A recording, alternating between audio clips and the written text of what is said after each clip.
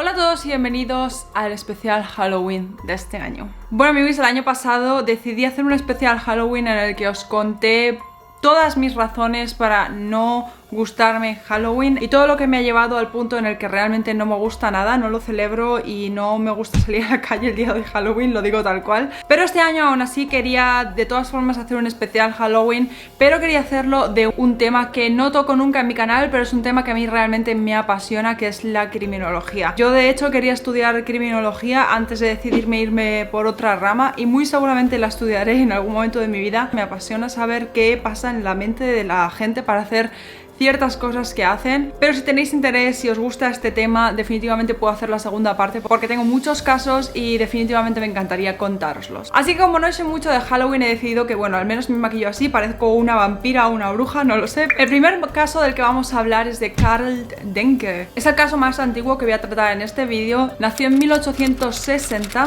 y se le conoce como el caníbal de Münsterberg. Cabe mencionar que esta ciudad pertenecía antiguamente al reino de Prusia, pero ahora se llama Siebice, no sé cómo se diría, y pertenece a Polonia. Como en muchos casos, cuando estamos intentando hablar de un tema tan antiguo, hay muchas versiones distintas porque nadie sabe exactamente qué pasó, cómo fue su infancia y demás, ya que no hay nada certificado, no hay nada escrito en esos momentos, pero realmente lo que nos interesa es cuando ya era adulto. Cuando tenía 25 años, su padre falleció y su hermano heredó la casa familiar y a él le tocó una parte del dinero con la que se compró un terreno en el que pretendía empezar algún tipo de negocio de agricultura, pero se dio cuenta de que la agricultura no era para él, que el trabajo de campo no era para él, entonces volvió a vender el terreno. Con este dinero decidió comprar una casa en la ciudad, pero una vez más empezó a tener problemas dada la crisis económica de la época, así que decidió vender el resto de la casa, pero quedarse para él el apartamento del primer piso, del piso más bajo. Debido a su buen comportamiento, ya que no se le conocía ningún vicio, es decir, que por ejemplo no contrataba prostitutas, no se le veía nunca borracho,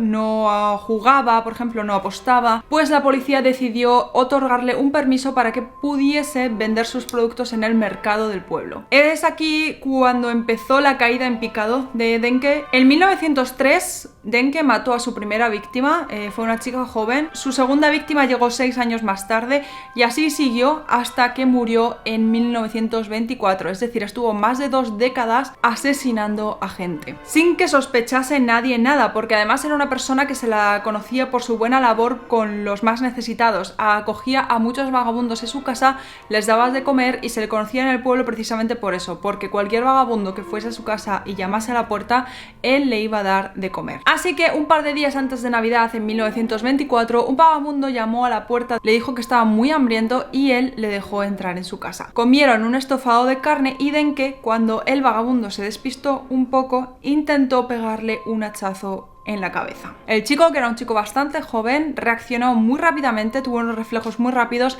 y esquivó el hachazo lo justo para que no le matase, pero aún así le hizo una herida bastante grande en la cabeza. Consiguió salir de la casa, huyó con la cabeza totalmente ensangrentada y cuando vio a gente en la calle les intentó decir que Karl Denke había intentado asesinarle. Obviamente, como esta persona tenía muy buena reputación en el pueblo, nadie le creyó. Y él se sintió tan ofendido porque nadie le creía que fue a la policía a poner una queja formal. Una vez allí, los policías tampoco le creían, pero un médico le examinó y dijo que esa herida solo podía haberse hecho precisamente de la forma que él explicaba, con un hacha. Así que la policía tuvo que actuar sobre esta denuncia y fue a casa de Karl y le tuvieron que arrestar. Le llevaron a comisaría y Denke se defendió diciendo que simplemente se estaba intentando defender de alguien que había entrado en su casa a robarle, pero la policía le informó de que aún así tenían que entrar en su casa a inspeccionar si había algo sospechoso, que era protocolo, que tenían que hacerlo. Denke obviamente se asustó porque sabía lo que iban a encontrar dentro de su casa y esa misma noche se ahorcó en su celda con una especie de tiras de cuero que él vendía en el mercado. Su muerte intrigó muchísimo a la policía, así que decidieron ir antes de lo previsto a investigar su casa. Lo primero que encontraron fue un olor horrible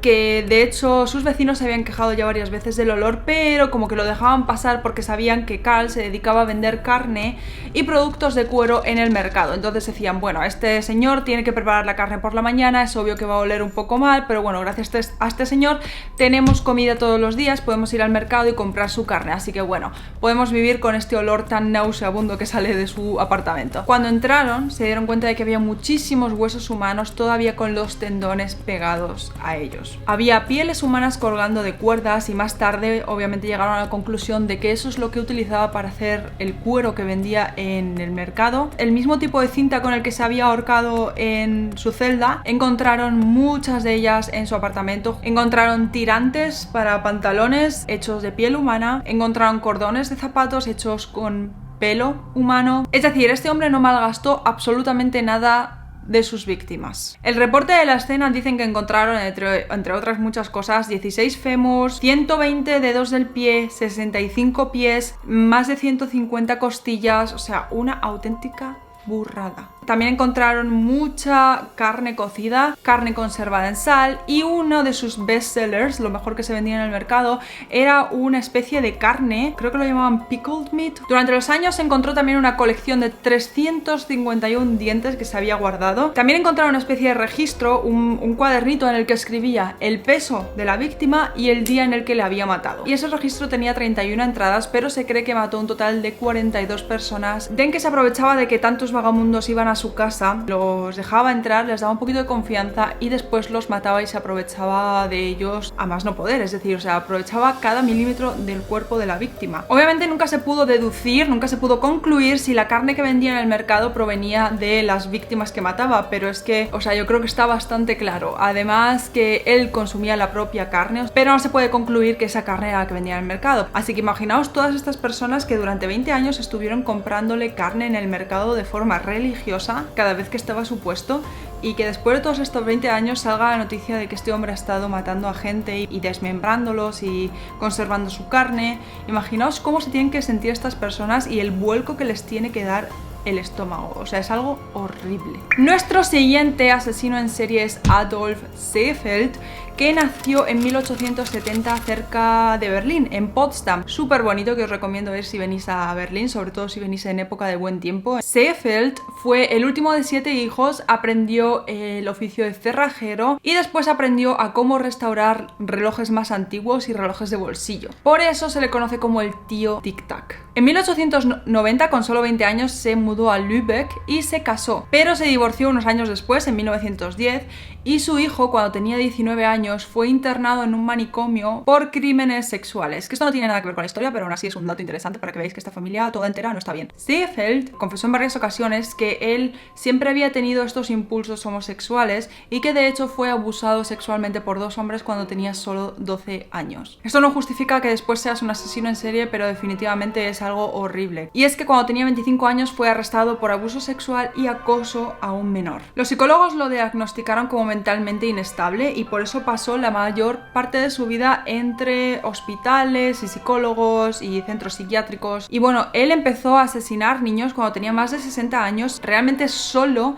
Estuvo activo durante 2 años. Y fue 2 años de su vida en los que se dedicó a viajar por Alemania solo, ya se había divorciado, su hijo estaba en un manicomio, restaurando o arreglando relojes. Una vez más, era una persona en la que todo el mundo confiaba. A nadie le importaba cuando este hombre jugaba con sus hijos o les daba caramelos, nunca sospecharon nada. Conseguía llevar a los niños a bosques cercanos, ofreciéndoles caramelos y dulces. Una vez en el bosque abusaba sexualmente de ellos y una cosa que tienen todos en común es que todos llevaban trajes de marineros, que estaban muy de moda por la época, era top fashion por entonces, y a todos se les encontraba dormidos pacíficamente en el bosque. Ninguno mostraba señales de una muerte violenta o agresiva. De hecho, la causa de la muerte podría haber sido perfectamente natural, era lo que indicaba, y por eso la policía nunca sospechó de que había algo más detrás de estas muertes. Obviamente, cuando descubrieron la forma en la que Adolf estaba matando a estos niños, empezaron a sospechar de que otros muchos casos que habían dado por cerrados como muerte natural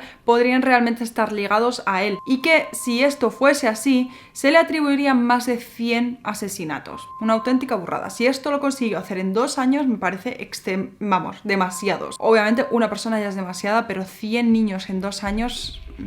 Los conseguía llevar al bosque ofreciéndoles caramelos y dulces, y lo que hacía es que los adormilaba con un cloroformo que hacía él mismo en su casa. Una vez adormilados, abusaba sexualmente de ellos, y después muchos de los niños no conseguían despertarse del cloroformo porque la dosis había sido muy fuerte o lo que fuese, morían por hipotermia. A muchos de ellos la dosis no le hacía efecto, entonces se despertaban poco a poco, así que lo que él hacía era directamente darles un golpe o estrangularlos. De hecho, a muchos niños se les encontró con marcas en el cuello. Es interesante como las 12 víctimas confirmadas todas eran de 12 o menos años, y que él confirmaba que había sido abusado sexualmente cuando tenía 12 años. Es como un número muy representativo, pero por otro lado, si realmente se le atribuyen todas estas otras muertes que no fueron realmente linkeadas con él, pues ya ese ciclo se rompería, pero esto me parecía interesante. También afirmó que matarlos nunca fue su plan, que él solo quería violarlos.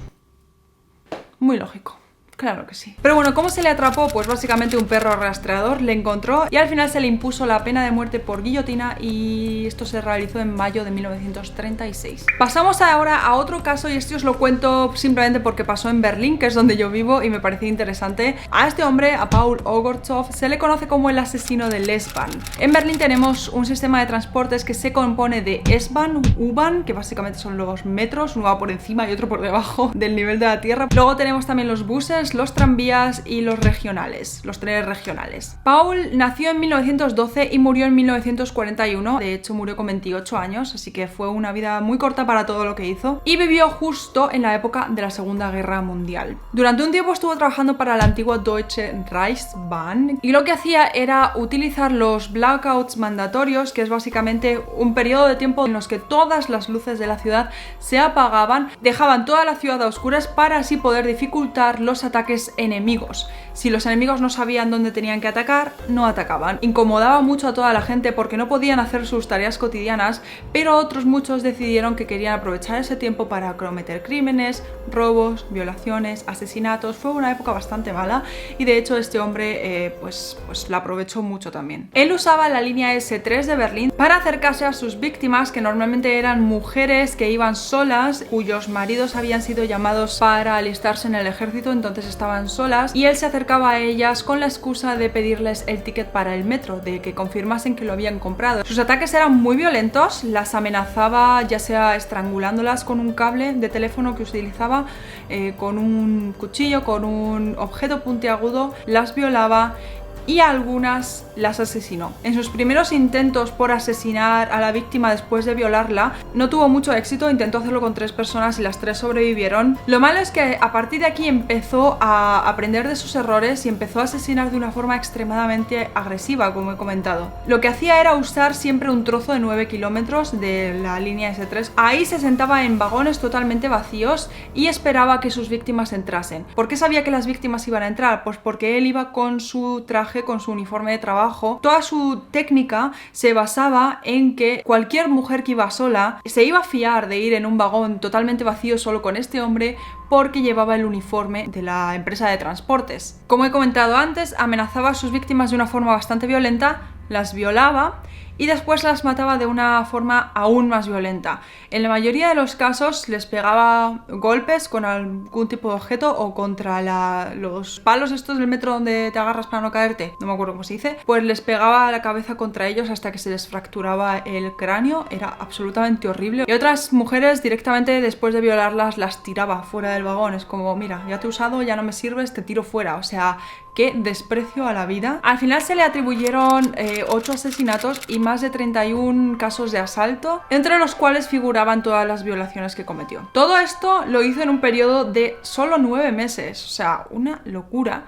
Y al final se le condenó a la guillotina y fue ejecutado en 1941. Seguimos con uno de los casos más conocidos de Alemania. Este caso es extremadamente curioso, o sea, increíble. Creo que si no lo conocéis os vais a quedar a cuadros cuando os lo cuente. Y es el caso de de Armin Meiwes o Meiwes, no sé cómo se dice su apellido, nunca he oído su apellido, o mejor lo vamos a llamar por el nombre que más se le conoce: el caníbal de Rothenburg. Como digo, este caso me parece extremadamente curioso, principalmente porque los casos de canibalismo se conocen de épocas en las que había mucha crisis, en las que no había suficiente comida, entonces bastantes personas se decidieron tirar por el canibalismo. Y es que este hombre nació en 1961, o sea, mis padres nacieron unos años después de este hombre. Es demasiado reciente, de hecho solo tiene 57 años. Así que este hombre obviamente no lo hacía porque tuviese hambre, sus motivos eran otros que voy a explicar un poquito más adelante. Otra razón por la que este caso me causa tantísima curiosidad es que es extremadamente extraño. Nos va a dejar indiferentes esto. Este hombre en 2001, es que está ahí a la vuelta de la esquina, publicó en internet un anuncio que decía que buscaba a un hombre atlético, fornido, de entre 18 y 30 años que estuviese también sano y que se prestase a ser asesinado y después comido por él. Sorprendentemente, le llegaron muchas respuestas, que esto es lo que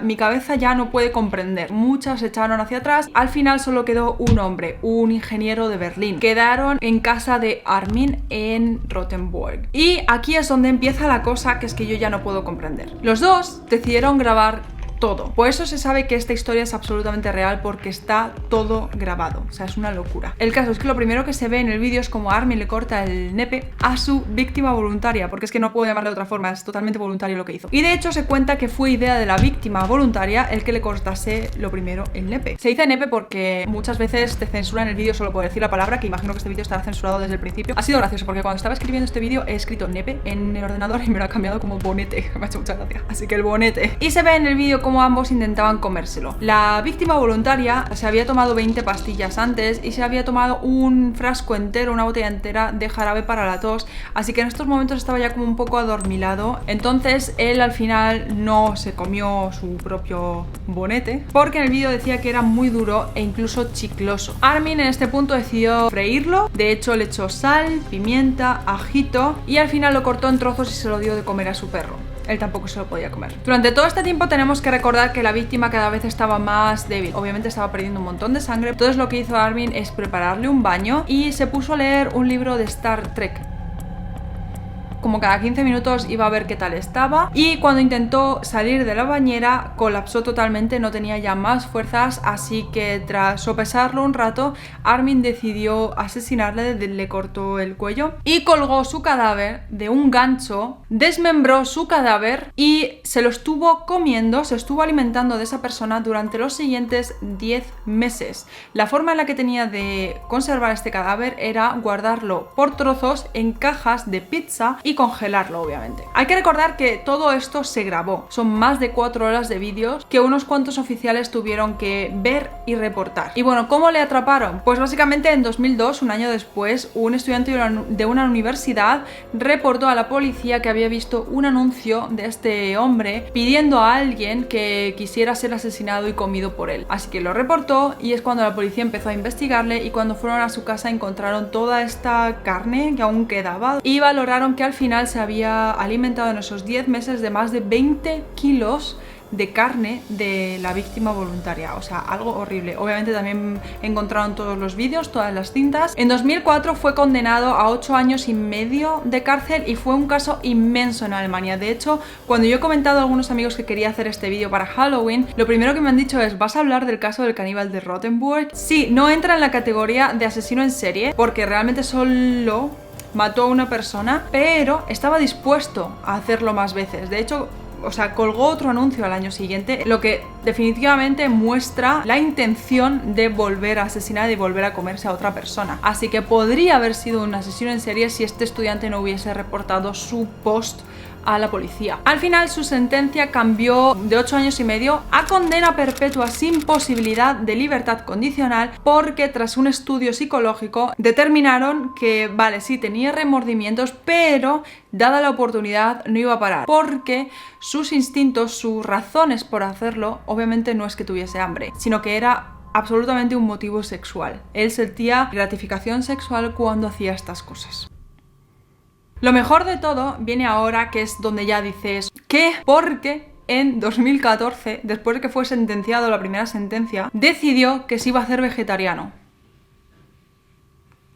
Es que ni lo voy a mencionar, ni lo voy a mencionar. Pasamos a nuestro siguiente y último caso, y es un caso que he decidido meter en este vídeo porque es súper nuevo, es súper reciente. De hecho, ha sido condenado ahora en junio de 2019, y es el caso de Nils Högel. De hecho, es tan reciente que no tiene ni un mote, no tiene ni un apodo todavía. Nils nació en 1976, es decir, tiene 42 años y es considerado el asesino en serie más prolífero de Alemania en situación pacífica. Quiero decir, no hay conflicto, no hay guerra, aunque luego hay elementos como este. Este hombre viene de una familia de enfermeros y enfermeras, así que al final él también se hizo uno. Y bueno, saltando un poco, vamos a ir directamente a cuando se empezó a sospechar de lo que estaba haciendo. En 2001, en la clínica en la que trabajaba, estaba haciendo reportes y se dio cuenta de que había un número muy elevado de muertes, emergencias y reanimaciones en un corto periodo de tiempo. Muchas de ellas ocurrían cuando Nils estaba de turno. De hecho, cuando la clínica dijo que iba a empezar a investigar estas cosas, Nils se tomó 3 semanas de baja alegando que estaba muy enfermo, y de hecho mientras él estaba de baja solo hubo 2 fallecimientos. Las estadísticas de la clínica empezaron a mostrar que el 58% de los fallecimientos ocurrían cuando Nils estaba de turno, cuando él estaba trabajando. Y el jefe de su departamento, que trabajaba en cirugía cardíaca o cardiovascular, no sé cómo se diría, lo siento, empezó a sospechar de él, así que le pasaron al departamento de anestesiología. El jefe de este departamento sabía que este hombre venía con unas cuantas quejas detrás de él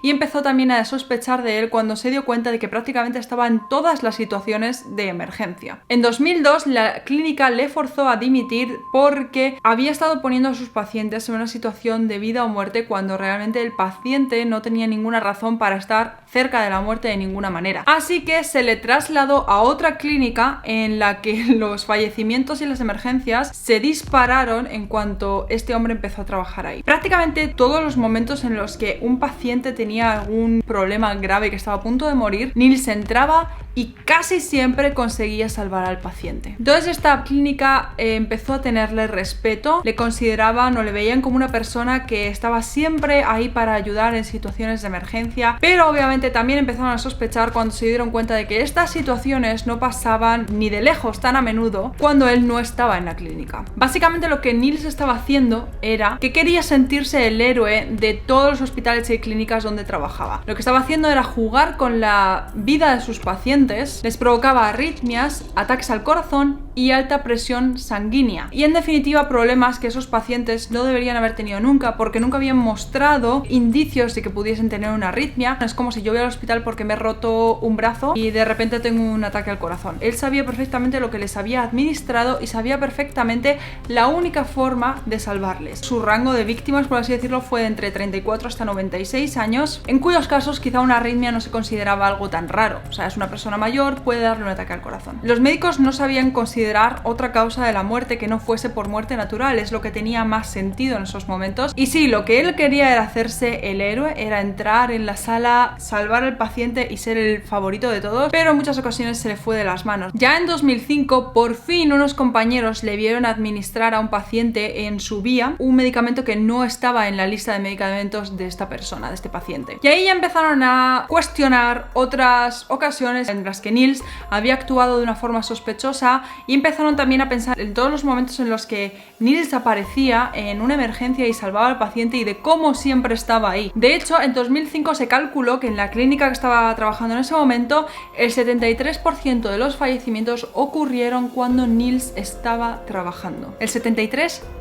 de fallecimientos de una clínica entera. En 2008 se le condenó a 7 años y medio de cárcel por el suceso de 2005, porque intentó administrar un medicamento a un paciente que le podría haber causado la muerte, pero se siguió investigando y en 2014 se le condenó por 3 casos de asesinato y 2 casos de intento de asesinato. Él confesó que no solo hizo eso, sino que había administrado inyecciones no autorizadas a 90 pacientes, pero había conseguido resucitar a 60, es decir, otros 30 habían fallecido a sus manos. Aquí por fin le cayó la condena perpetua, pero la policía se olía que esto solo era la punta del iceberg. Siguieron investigando y descubrieron que había al menos 200 muertes sospechosas en el periodo de tiempo en el que Niels estuvo trabajando en esas clínicas. La investigación además requirió que se exhumasen 134 cadáveres que estaban enterrados entre Alemania, Turquía y Polonia. Habían fallecido en Alemania y luego muy seguramente se los habrían llevado a su país de origen para ser enterrados. Muchos cadáveres estaban en un punto de descomposición bastante avanzado y no se pudo hacer la autopsia. En el caso de 101 cadáveres tampoco se pudo realizar porque habían sido cremados. Así que al final de los cadáveres en los que sí pudieron hacer una autopsia,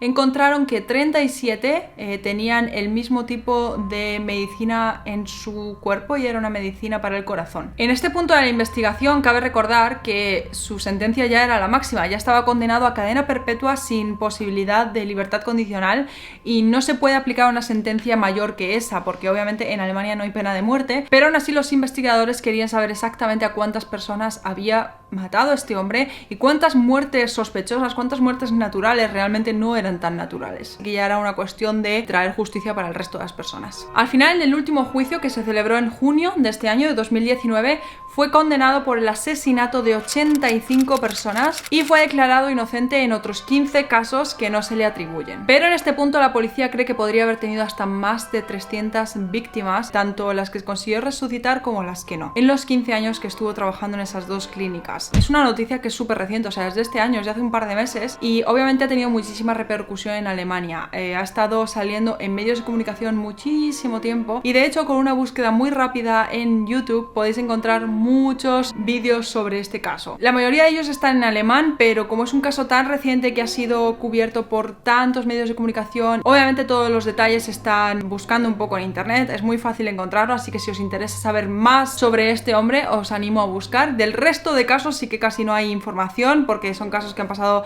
hace bastante tiempo, donde no se documentaba todo tan bien, entonces es más difícil encontrarlo. De hecho, como digo, hay algunas historias que se contradicen o cuentan la infancia de X persona de una forma totalmente distinta. Pero bueno, aún así espero que os haya gustado este vídeo. Os he contado solo 5 casos de los muchísimos que hay. De hecho, tenía preparado mínimo 10 para este vídeo, pero sí haría eterno. Y seguramente queráis iros a disfrutar de Halloween, así que esto es todo por hoy. Espero que a todos los que os guste Halloween, pues que lo paséis muy bien. A todos los que no, que sepáis que os acompaño. Así que os agradezco muchísimo que me dejéis un like y que me dejéis por comentario saber si queréis que haga la segunda parte de este vídeo o tercera o cuarta, las que sean, porque de verdad hay muchísimos casos. Podría hablar todo el día de casos. Hay demasiadas personas muy horribles por dentro en este mundo y me fascina de alguna forma saber cómo piensan, pero también me da escalofríos pensarlo. Así que bueno, dejádmelo saber en los comentarios y si no estás suscrito a mi canal, no sé a qué esperas, suscríbete ya y sígueme en todas mis redes sociales, que es donde estoy más activa cuando no subo vídeo. Ya no me enrollo más, os deseo un buenísimo resto de semana, que lo paséis muy bien y nosotros nos vemos muy pronto con un nuevo vídeo. No os olvidéis. Chao, chao.